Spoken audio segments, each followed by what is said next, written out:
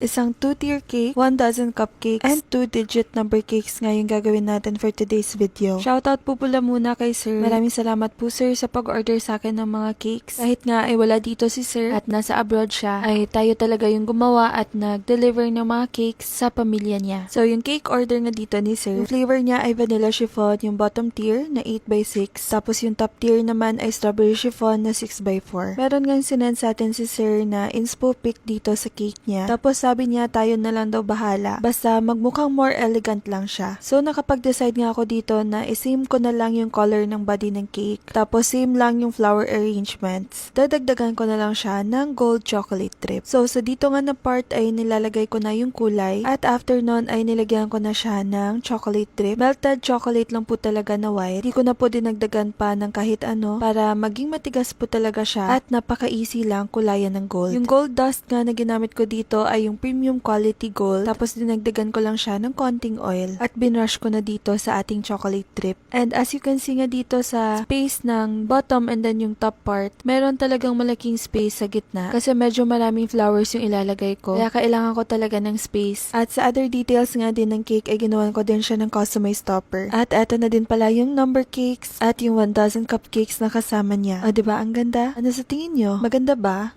Para nga to sa 50th birthday ng mama nila. At yung flavor naman nga dito ng number cakes at saka ng cupcakes ay butter vanilla. Yung dried flowers po pala ay nabili ko siya sa Earth and Petals Bacolod. Meron po silang physical store. Located lang siya malapit sa Huaming na school. Tapos yung mga roses po na ginamit ko dito ay artificial flowers lang. Nabili ko siya sa mga China malls lang na super mura. Diba ang ganda talaga ng cake natin. At pagpasensyahan nyo lang po kung parating soft icing cakes yung ginagawa ko. Ito po talaga kasi yung parati na in-order sa akin ng mga clients. At tinatry ko naman po yung best ko na makagawa din ng ibang design. So, yun lang po. Bye!